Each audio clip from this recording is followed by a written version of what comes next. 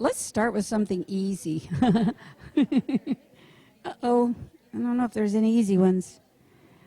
Okay, this one I can answer pretty quickly. So shall we start, everybody? Okay. Okay. I guess what we'll do, we're going to pass this around, and we'll read the question first, and then see how if we can answer it. And my first one here is: have you encountered cases in which treatment resulted in disappearance of filaments altogether? And if so, what did you find to be most advantageous to reach that point of treatment? I definitely have had patients get to the point of having absolutely no more filaments. No doubt about that. And but the problem, as far you can't really just say, oh well, this is what does it, because unfortunately it's different for everyone, and so it's usually just a combination of things. And so if I had already discovered the magic bullet, you know, that would make this, we wouldn't even need to have this conference, right? It would be really easy. But, you know, it's unfortunately different for everyone. I find one thing works like a miracle with one patient, and then it doesn't work at all on the next one. So it's kind of frustrating that way.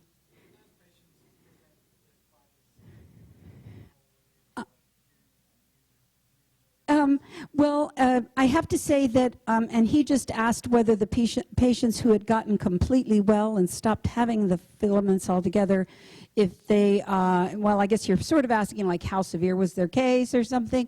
Well, it is true, of course, that the more severe the case, the longer it takes to treat. And certainly I've had some patients that have what I would almost call a minor case of Morgellons, in the sense that they have very few lesions, not so many fibers and that kind of thing, and they are certainly easier to treat.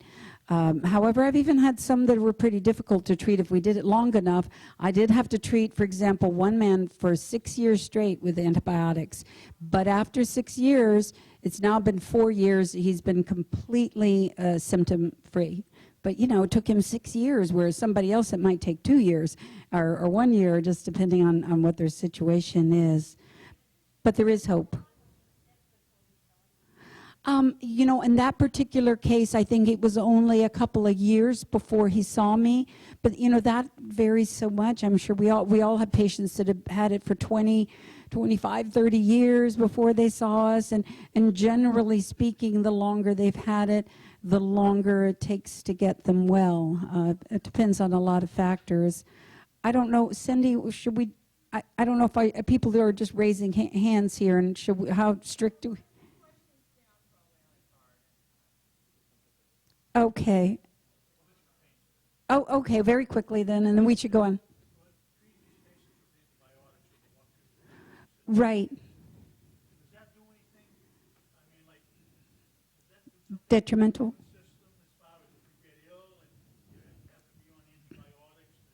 In the future, would it make you less? I have not experienced that to be the case, and I've been doing this for 15 years. Of course, I don't know the ultimate, you know, I don't have the real long term on anybody, but I do stay in touch with some of the earliest patients that I've treated.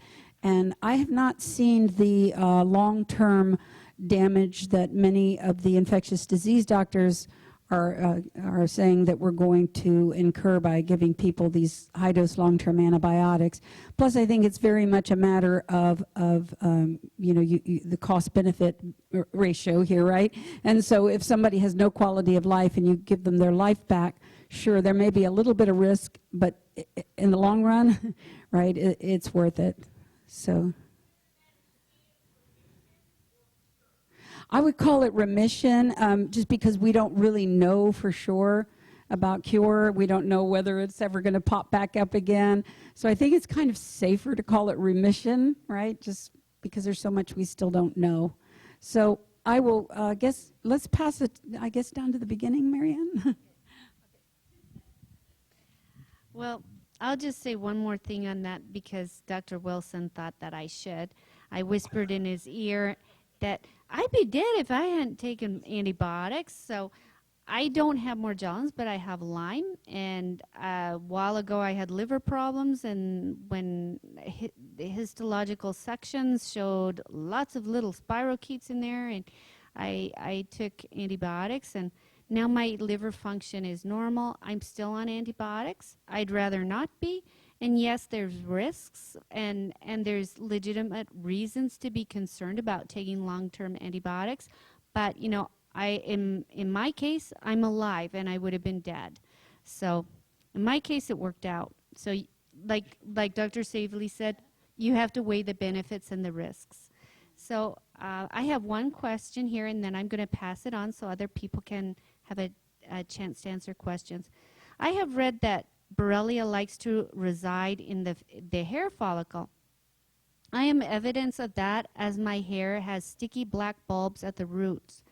You know, that sort of deformed and sticky substances on hair bulbs is quite common. My question is anyone studying the hair and testing for Borrelia in the hair root follicle? If not, please explain the rationale. We do study the hair bulb, and I've done a lot of sectioning of hair bulbs, and we find Borrelia in the hair bulbs. So, yeah, Borrelia likes that environment, and it goes there. So.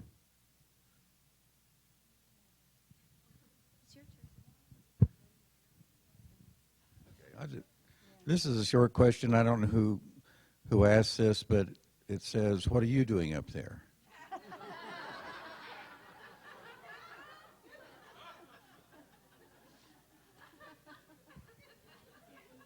See, I have no answer. I'd like to say I'm talented, but it didn't. Okay, it says patients are being given corticosteroids. What are the implications of this? It's not good. Okay, the implications are you disseminate your Lyme, so if it was being contained, it gets disseminated, the white cells get suppressed, so your natural immune system gets downregulated, and I've had people have no evidence of Lyme get 2 shots from a dermatologist, and that's when their Lyme hit them. Okay, and same thing with having a baby. I don't know, but I mean, having a pregnancy and not knowing that you have Lyme and you crash and burn after that, that's a classic situation for Lyme disease. I'm assuming it's shots. If it's topical steroids, I don't have such a problem with that, but the shots are not good. Sure. So, may I add something regarding corticosteroids?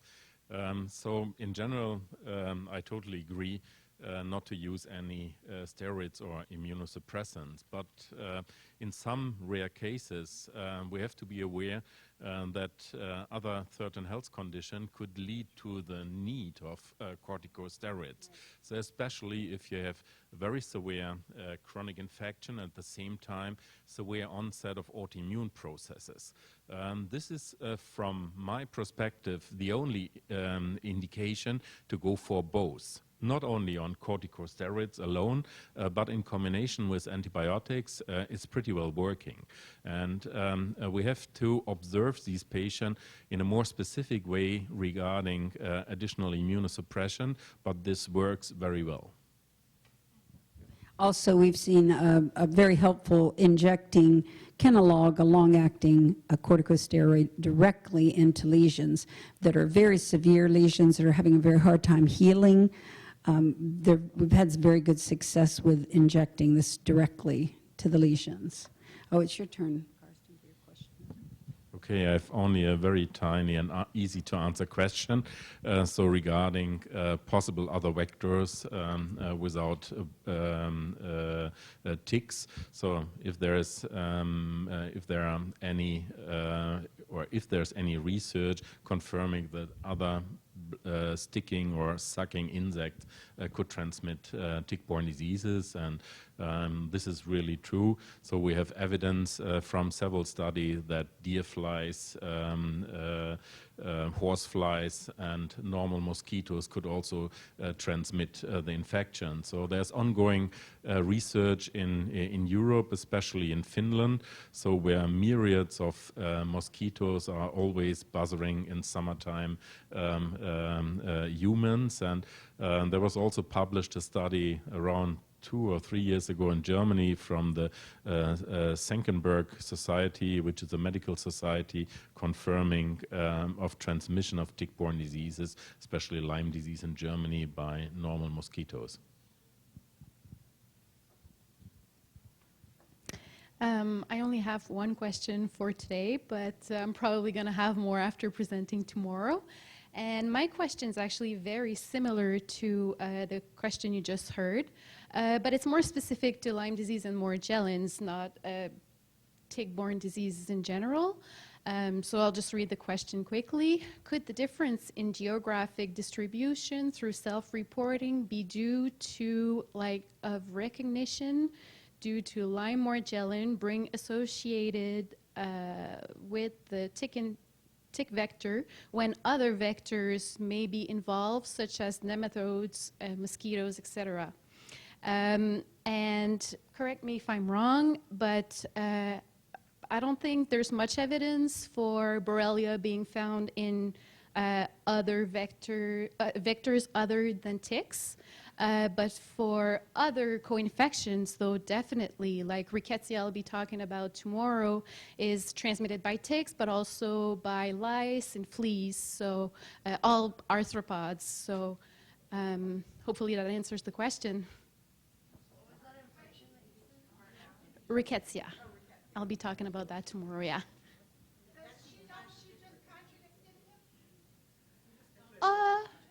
No. I don't think so, because it can be, other co-infection can be transmitted by other things than ticks, but for Borrelia, I don't think there's evidence for mosquitoes or it being transmitted by lice or other arthropods. But correct me if I'm wrong. I haven't seen evidence for it, for Borrelia, but other co-infections, definitely. Okay, would you like to? Yeah, okay, that's totally correct. For Borrelia, we don't have any evidence for lysis and mites, for example. This is definitely well proven for Bartonella and some others as well. Sorry? Yes. It was kind of the same question. Oh, it was. I'm only aware of transmission of Bartonella infection by mosquitoes beside Borrelia. Not for the other. Yeah. I'd like to say one thing on that topic. Borrelia have been, and there's, as we know, different species of Borrelia. So, like Borrelia hermsii may have it has a different vector than Burgdorferi, which Burgdorferi is Ixodes scapularis and Ixodes pacificus. But some of these organisms have been found in other arthropods. It's just that those arthropods are thought not to be competent vectors. So, you know, and they're thought that they can become infected, but they are thought not to transmit it. But personally, I think that we maybe need more studies on transmission on some of these that can carry the organisms. You had a question? Okay, I've got one. Oh, Randy. Oh, I'm sorry.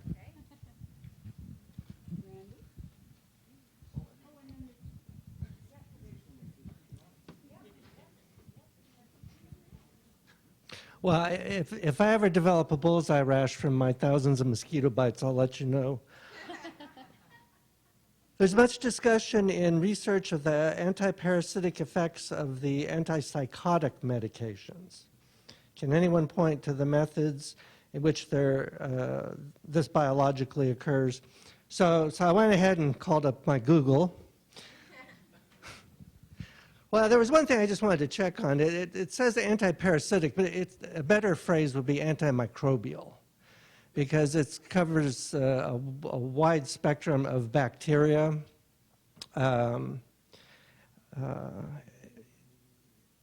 Even the malarial parasites. So some of them are parasites, just when you say specifically parasites, it conjures up a specific imagery. And so just antimicrobial would be the best way to put it.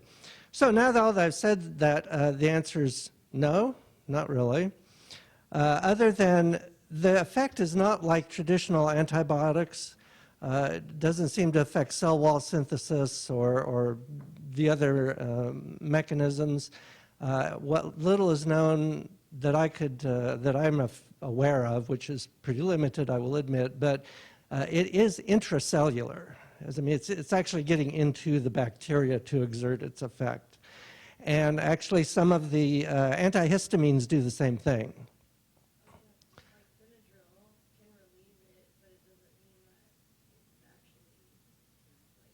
Yeah, most people don't take Benadryl or diphenhydramine for antimicrobial properties, but first generation antihistamines like diphenhydramine, the active ingredient in Dramamine, the motion sickness, the original make you sleepy type Dramamine, all of those first generation antihistamines also have some antimicrobial properties, and I don't believe that's understood exactly what the mechanism is. So the antipsychotics, though, tend to be much more powerful in their antimicrobial properties and are an area that is being explored for. Basically, they're probably going to have some modifications to the molecules to make them truly what we would consider useful antibiotics or antimicrobials, but it's an area of big research. There are two of these that are on the same topic. Do you have an opinion on the new finding reported in Nature? Gives the date and all that. Structure and distribution of an unrecognized interstitium in human tissues. The other one is, are there any preliminary presumptions of the newly presumed body organ called the interstitium and a role associated with pathogenesis of Morgellons disease? So it's fascinating. It's not that the interstitium's new, it's that the interstitium is basically an organ. So it's a new organ. It was just thought to be, well, that's all that stuff that's on the inside of the body that's not doing something else, so we'll call it the interstitium. But what these authors showed was that there are similar properties. It doesn't matter where you take the interstitium from. There are similar properties to it, and so that's where they came up with this proposal that actually be an organ, much like you normally think of the smaller compact ones like, say, the heart or the lungs or the liver, but the skin is an organ, and it's distributed all across the body. Well, the interstitium, think of it sort of like on the inside version of that a little bit. Now, as far as the disease transmission or distribution, the blood supply, the lymphatic supply, the interstitial fluid that is in there, any place that there's fluid that's moving and is certainly going to have the potential for that. And one of those points that was brought up earlier multiple times today, that Morgellons is not just a dermatologic condition. It is a systemic condition. So clearly there is a mechanism of distribution. And tomorrow morning when I'm going over some of my results, you have to wonder, is the distribution uniform? Is it not uniform? Does it have something to do with where the lesions appear? I mean, these are all things that nobody knows at this point.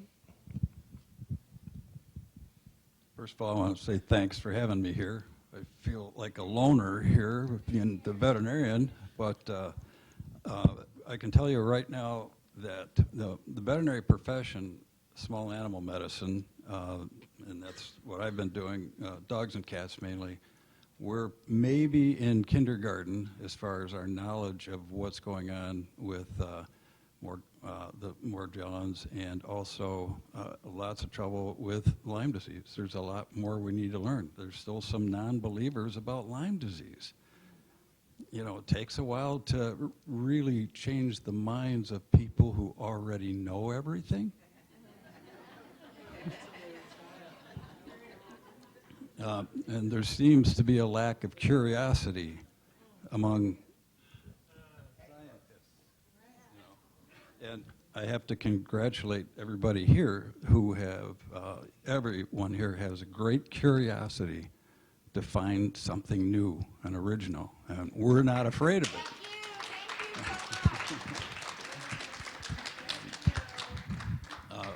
And I'm honored to be here. Now, the question is, how can you tell if your animal, dog or cat, has Morgellons? And my first thought was, take a chunk of it and send it to me, and I'll find out, okay?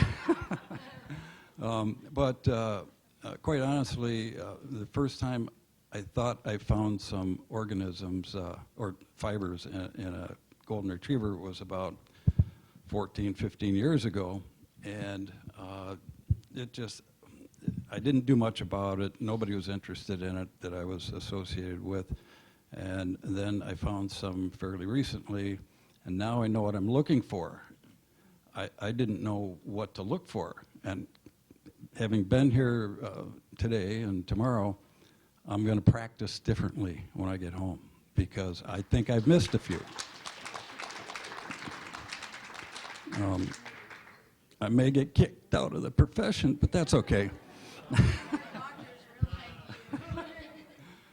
But my thought is, from the little I've learned so far about this, is that if in either your dog or your cat or guinea pig or whatever, if there is some sort of trauma to the skin, whether it's a growth that is removed or a burn, some kind of an odd skin issue that we don't really know why. You know, the veterinarian can't really tell you exactly why, but it's non-healing. Say after it's excised and you get a non-healing situation, most of the time it's going to be due to an infection.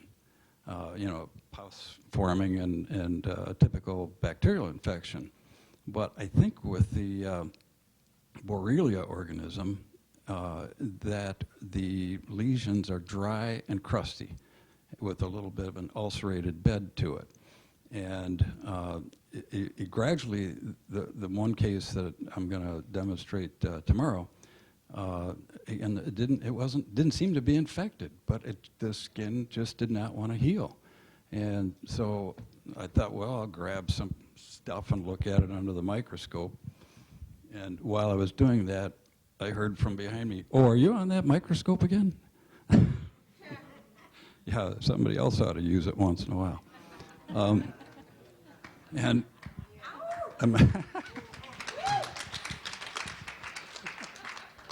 so anyways, I did see all kinds of colored fibers and all.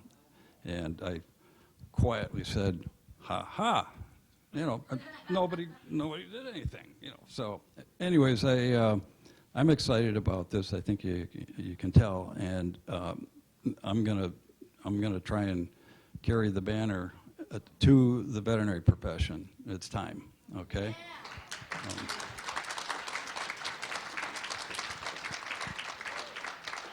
So seriously, if you have a non-healing lesion on your dog's skin and nobody knows why it isn't healing, call me, okay?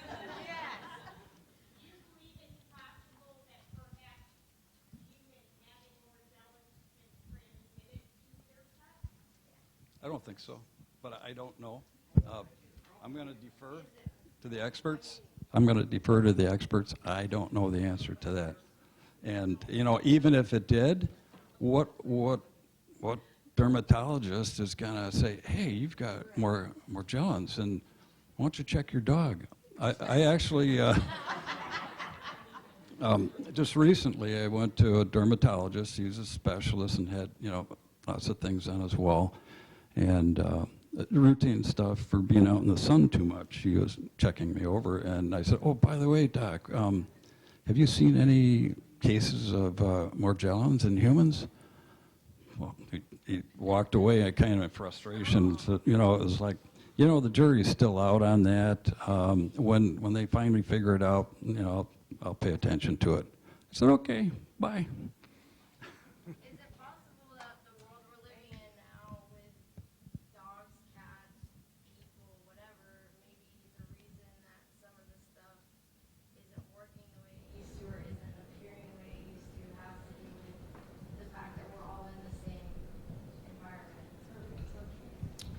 Well, for example, with Lyme disease, I believe. Well, we don't know though. You know, and like I think we were talking about the Iceman who was uncovered, the glacier diminished, and here's this, I forget which century he was from, 1500s? And they discovered Borrelia in him, and Bartonella. Yeah. So these, you know, diseases have been around for a long time, but Parents might have changed as like the diseases and everything previously existed, Oh. and now that there's other elements that we're all exposed to are influencing things that already exist and changing the way things. everything is connected, right? And yes, you know, and environmental toxins, for example, I'm going to digress for a second, but in the lakes, in some of the areas in northern Wisconsin, they test for 3 or 4 different contaminants. They should be testing for 84 because all that stuff is there. So yeah, things are going to evolve, you know. But because we have such little data on animals that had Lyme disease 25, 30 years ago, I remember the first case I saw, and I thought I had a torn cruciate ligament. I'm going to hand this to you now. I think that's like an underlying change. It would help everyone to keep in mind, not so much a question. We are exposed to things that you don't even think about. So I live in an area that is so rural, we don't even have a gravel road. And we get quarterly a report from the Rural Water District. It's a letter, and it says, you know, each quarter, which of the, it's usually about 20 or 30 things that the water district failed and exceeded the EPA standards.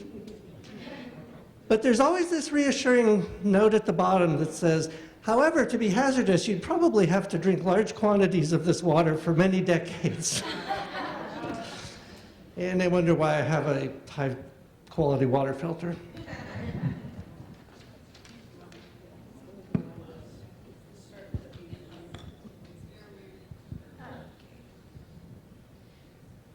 This one is, why do Morgellons hair fibers, or pseudo hairs they called it, move?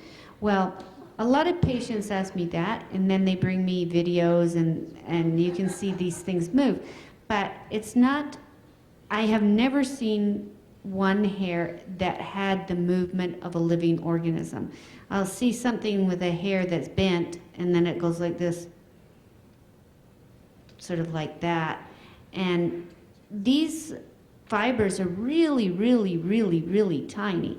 And when something's that small, there could be electrostatic energy, or even when something's very tiny, it can move by something called Browning motion, where molecules hit each other. There's many, many reasons for inanimate objects to move, but I've never seen one convincing video of a Morgellons fiber moving in the way a living organism does.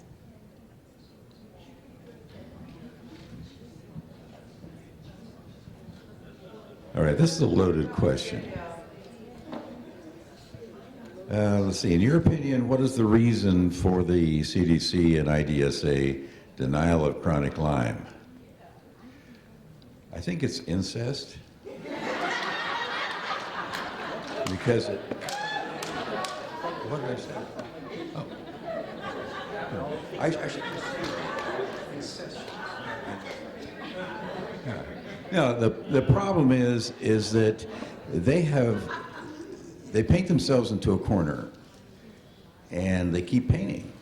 And so anybody that tries to go out of that works for them, they get painted out.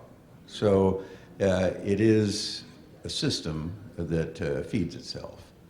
And as far as the, let's say, chronic Lyme issue, which is really crazy, or just changing the way you make the diagnosis by taking that ELISA test garbage, throw it away, and get something that's reasonable, that fits the criteria for a screening test, you know, and they refuse to move. a taser. I don't think it's going to take somebody who's right up there and like Don Trump. You know, he might be able to say it. So it says, how would I change this? The reason is inculcated into the system, and you know how it's got its own drag to it, and somebody from Johns Hopkins wrote a letter. I think it was Zhang wrote a letter to them saying, "We have studies, blah blah blah. Why are you still hanging on this ELISA test to make the diagnosis?" So far, I haven't heard anything about that, but I hope that really strong people who are doing that kind of work at a high-end medical center or research situation, they're the people who are going to try to make a change. But boy, these guys are dug in. I have a question about that. Just about that test. And so bad, like, I think about it before I go to sleep. I can't sleep, so I just stop thinking about it. But just based on my college biology knowledge, which is nothing compared to you guys, based on their sample alone, they would fail college biology. Well, every first-year biologist, if they do testing, know that you have your sensitive test and specific. So the first test is supposed to be that they reach out and grab everything that even looks like. So the first test is like this. Then you sort them out afterwards with a specific test. But this thing is... So based on their sampling criteria alone, they would not have passed No, college biology. it would not. So how can that be published science? Once again, Good question. And they're on the website of the CDC. I'll have light teeth and beautiful room doctors on the CDC website. well, you want to knock your teeth out.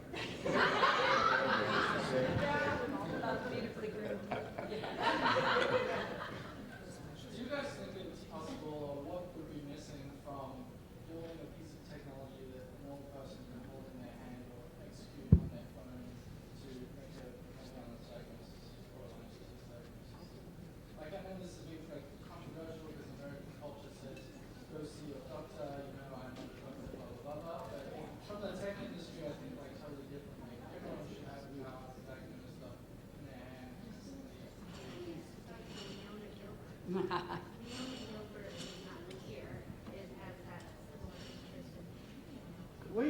Could we all enjoy the benefit of y'all's conversation?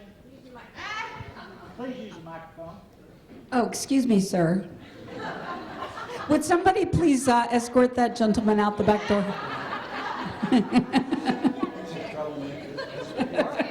Yes, the tick, please.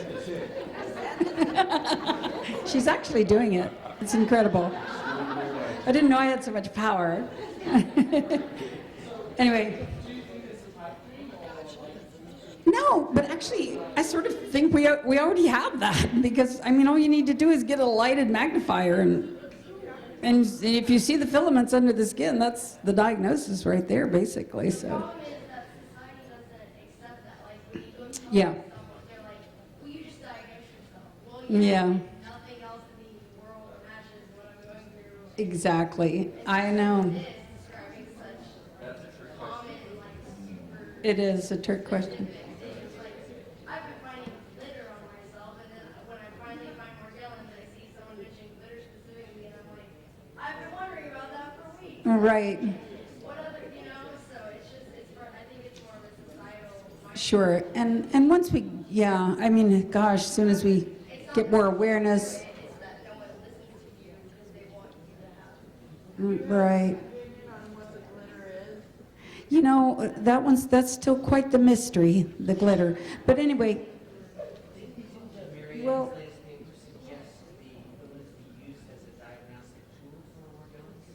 well, that's what I mean, my book basically is all about, you know, the presenting a clinical case definition, and that's the clinical case definition, yeah. But anyway, I think this is we should move on to the next question. I'm going to make that decision. And the next question is the one where you guys are going to get out the rotten tomatoes and start throwing them, I know, because this is always the very controversial one, the one that gets a lot of patients very angry. Both these questions are very similar. One of them asks, what's the opinion of us and individually as to whether it's contagious? And I'm assuming you mean contagious through casual contact, right? I don't know who wrote this question, but I'm assuming that, in other words, like you might be able to give it to your colleagues at work or something like that. And the other person says, how does an entire family, including pets, come down with Morgellons at the exact same time, okay? So it's kind of a similar theme here, really. And, of course, I've maintained all along that I strongly believe that this is not contagious through more casual person-to-person contact. I've given all the reasons why I believe that's the case, and through the years, that's what I've seen. But a lot of people get very angry at me about that, and they're absolutely positive that they're correct, that it can be given person to person, and they will use it as an example. Well, I got it first, and then my spouse got it, and then my kids got it, and then whatever, and it went through the family. I think what we have seen very often, even those of us who just treat Lyme disease and don't treat Morgellons, okay? I constantly see Lyme disease running through entire extended families. Now, that doesn't mean they all gave it to each other, but there was a common source of exposure. And very often when I treat one member of family, the next thing I know, I'm treating 3 or 4 generations and cousins and uncles and everybody. And, often they live in an environment where they're all exposed to it, or they may have a dog that's constantly bringing in the ticks that are infected, or who knows what the reason may be, but there may be that common exposure risk. The reason I say that the person-to-person is not a contagion, because remember the various exudates that are coming out of your body, those are not infectious agents. And I think most of the people who believe in the person-to-person transmission are convinced that the actual filaments, if they land on another person, are going to make them sick.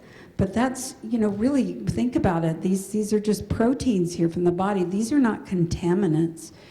So, who knows? Blood transfusion, yeah, you may be able to give it that way. But as far as, a lot of my patients are very worried that they've given it to the colleague in the next cubicle in their office, that they gave it to the person who sat next to them on the airplane on the way here, that kind of thing. And remember, just because you see somebody itching and scratching and all, does not mean you've given them the disease. Remember that these exudates are irritants. And as I've said this many times, I'll say it again, that my patients, usually when I see a Morgellons patient in my office for about 15 minutes after they leave, I feel kind of my eyes and my nose and everything sort of itch, and and then it dies down, and then I don't have it anymore. It doesn't mean I've contracted the disease. I've just been exposed to the filaments, which are in themselves irritants to the mucous membranes, but God knows I should have this disease if it's transmissible. As many people as I've had my hands on that have it, and I certainly always hug my patients, and I don't have any concerns about catching it from people.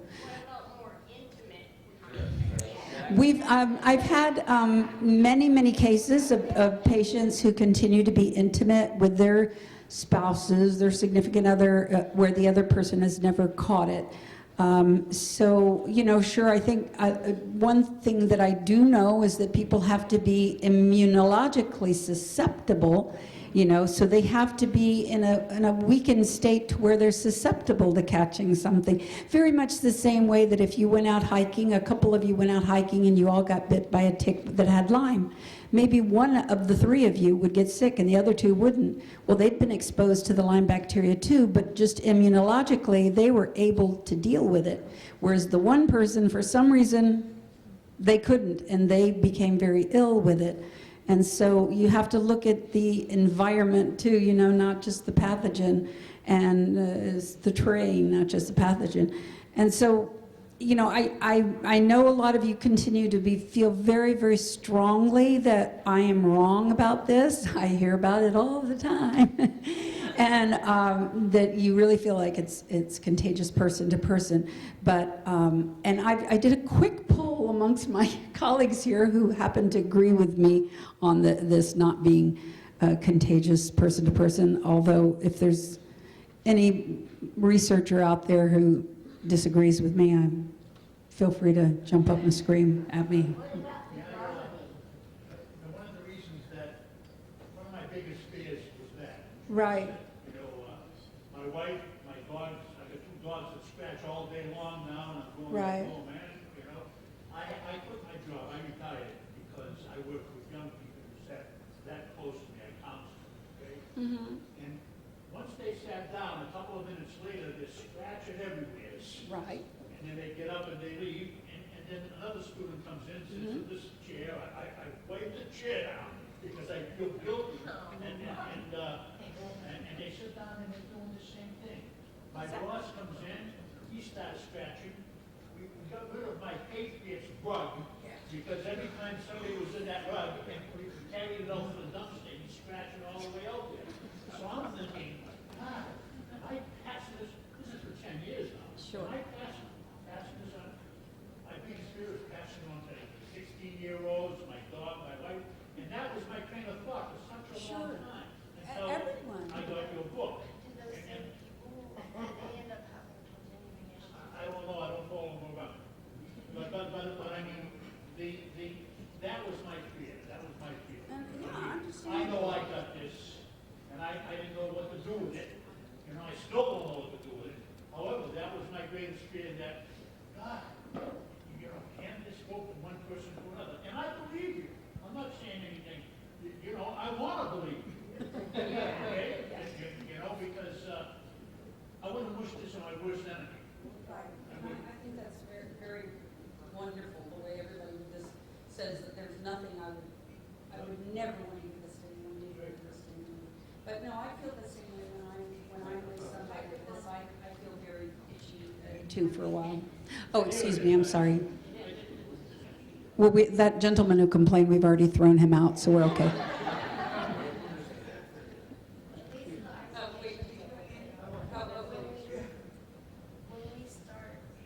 So, being a non-physician, as a scientist, I'm not bounded by what the clinical side of it because I really don't have anything to do with the clinical side of it. I'm trying to research underlying mechanism to guide the clinicians then as to what may become a treatment for Morgellons. But one thing I do get is hundreds and hundreds of emails. And for those of you who have written 5 or 10 times and I've not responded, I apologize, but those of you who know me better know you have to get to about 20 or 30 before I might respond. I have actively inquired amongst, for almost from the beginning, as soon as I started getting couples, about that very question. And yes, there are some families, there are some couples where both of them may have this condition, but there are vastly more.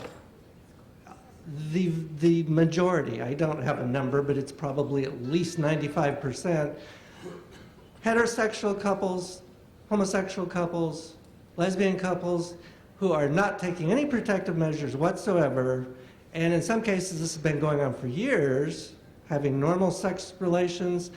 One of them has it, the other one does not. So I'm not saying it can't be transmitted that way, but if it is one, it's not easily so. And this goes both directions, by the way. Even with heterosexual couples, some of the times it's the male that has it, not the female, and the other times it's the other way around. And the vast majority of them, while paranoid initially, have eventually just succumbed to their natural human nature and reverted back to their old ways. And the other thing about the families, keep in mind that there is often both, as was alluded to, a temporal and spatial relationship to those people.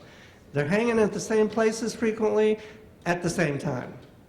And so there are several families that I have had contact with over the years that actually had done things like, wow, we went camping, we picked 20 ticks off the dog, and every one of us had ticks on us. So other times they don't ever remember being bit by a tick. But in some cases, oh, well, they were in Pennsylvania on vacation. When my daughter was 4, we went to Pennsylvania. We never went into the woods anywhere. She most of the time spent in a swimming pool. Got back to Oklahoma. My wife went to wash her hair, lifted up, huge bullseye rash on the back of her neck. We never picked a tick off of her.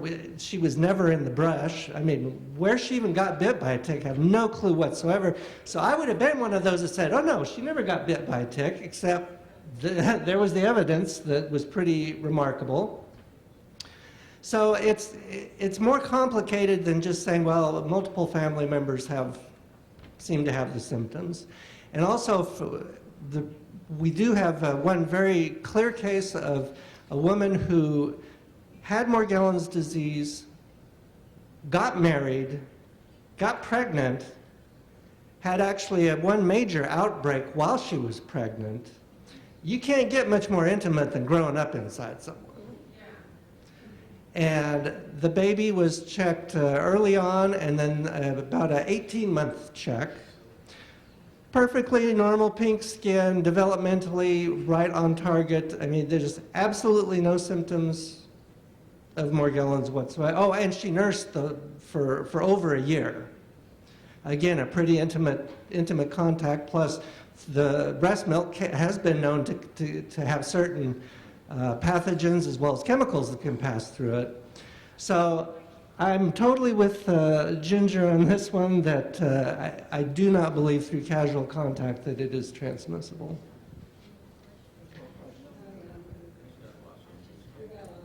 Do we have some more time? Maybe 5 more minutes or so. 5 more minutes, okay. So I totally agree with Ginger regarding the transmission of tick-borne diseases and Morgellons.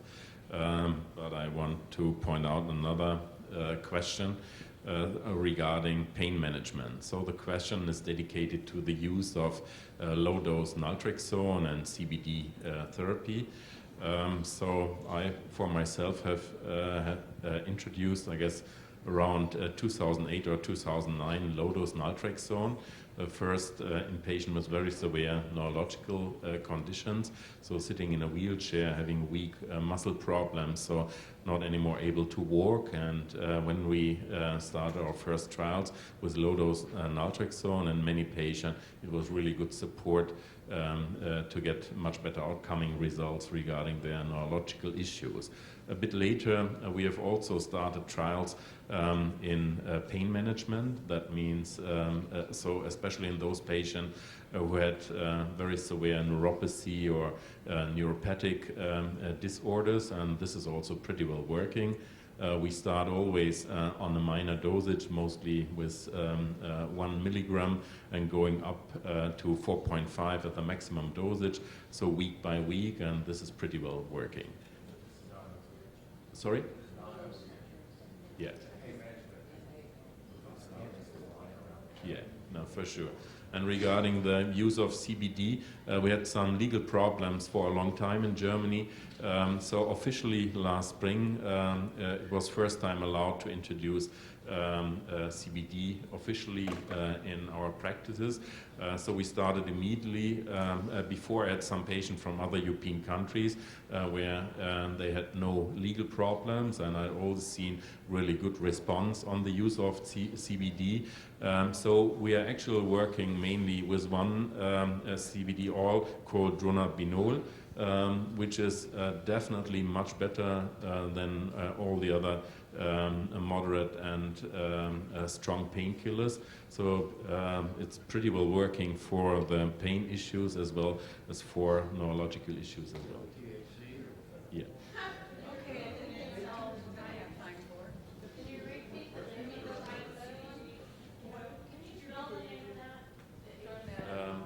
Dronabinol. That's